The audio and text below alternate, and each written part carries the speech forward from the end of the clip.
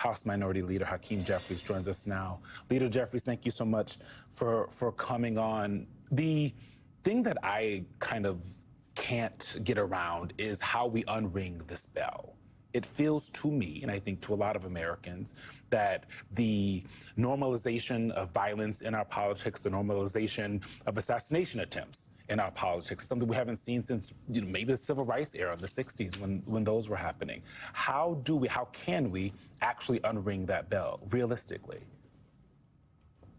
Well, it's going to be imperative that everyone across the political spectrum demonstrate the type of leadership that actually is designed to bring people together, to lift people up, and to appeal to the greater values of the American people, the things that should bind us together, patriotic Americans. We can have spirited debates, but we should never allow those spirited debates to inspire others to engage in behavior that's unlawful. That's going to fall on the president. It's going to fall on the House, the Senate, governors, mayors, people all across the country, because the trajectory that we are on right now, the violent culture that exists, is not sustainable.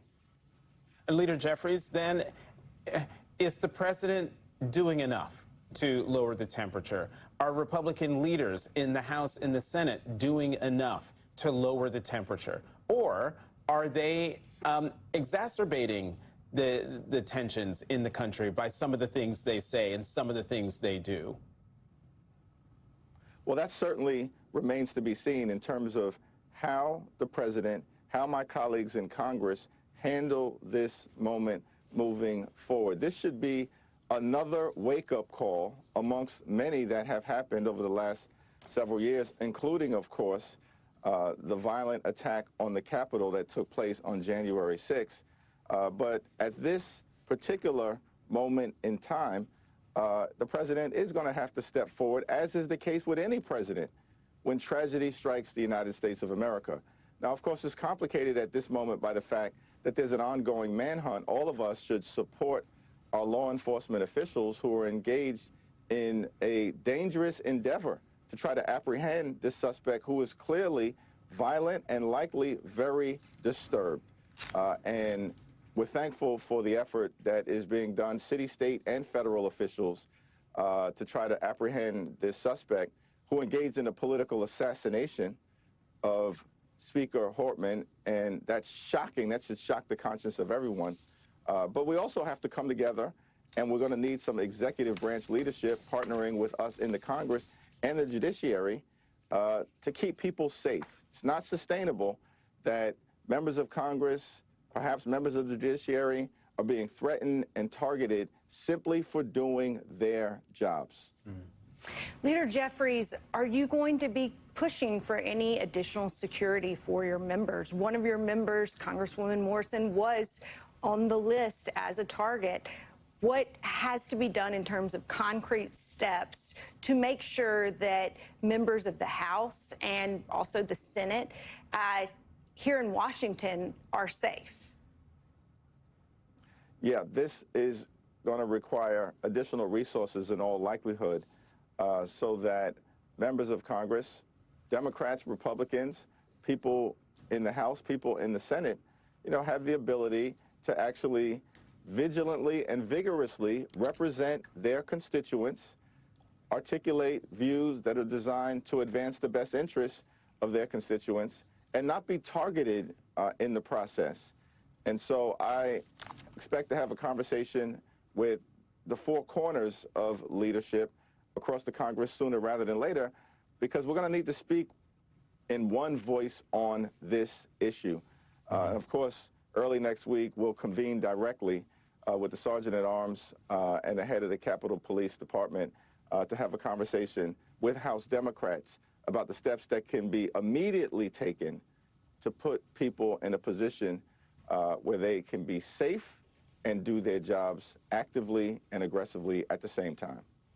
Leader Jeffries, also yesterday we saw these kind of, split screen moment of what was happening in this country, with people taking to the streets and protesting in these No Kings protests while President Trump was having his military parade here.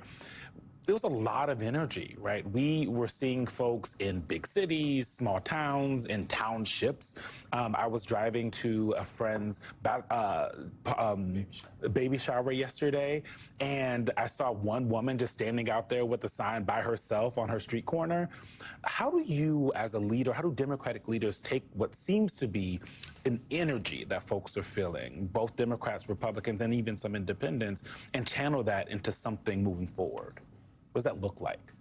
Well, yes. Well, it was very inspirational to see that across 50 states, you had peaceful demonstrators coming out in community after community after community to make a few things clear. Primarily, that we need to defend our democracy, uplift and cherish the Constitution, and create a better America moving forward that's less divided and more unified. There's this principle that is an important part of who we are as a country, that we don't have kings, we don't have monarchs, we don't have dictators.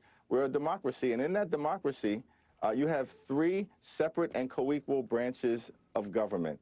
And what we need at this moment is to make sure that the legislative branch actually functions in the way that was intended, a check and balance on an out-of-control executive branch.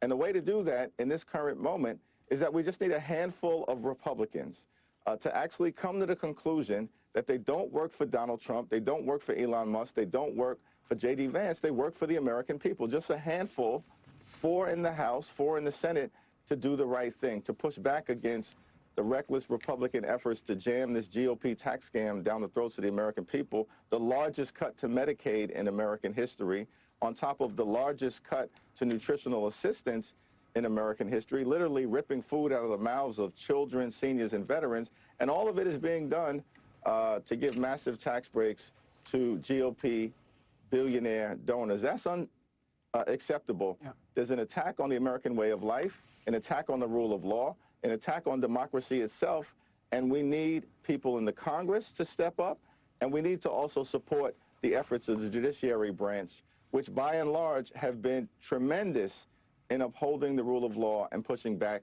against this administration. Leader Jeffries, as you noted a couple times in that response, you just need a handful of Republicans to step forward and do the right thing. Why won't they step forward? Is it because they are in fear of going against this president and what that would mean in terms of their constituents, and also some of the folks who maybe might go a little too far? Or is the problem also that you actually have true believers within the Republican Party now, more true believers than the handful you need to step forward to do the right thing for the American people? It's a great question, Jonathan, and I think you have 220 Republicans in the House of Representatives.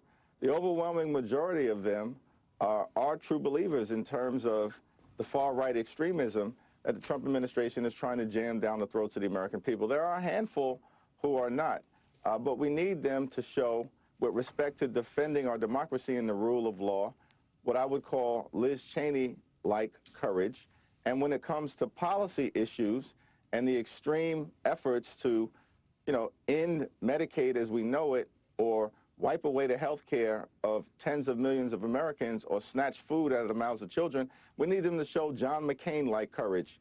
When John McCain, of course, several years ago, was the decisive vote in defeating the Republican effort to repeal the Affordable Care Act. We're going to continue to work on them every day, every week, every month, until a handful of them finally decide to cross over. It's why we've been having town hall meetings in our districts and in Republican districts, and rallies and speeches and press conferences and hearings, and being very aggressive as Democrats in trying to make sure that you have some Republicans partner with us to do the right thing on behalf of our great country. Yeah, that John McCain moment was iconic as he walked to the Senate floor and did a thumbs down on the effort to overturn the Affordable Care Act. House Minority Leader Hakeem Jeffries, thank you very much for coming to the weekend.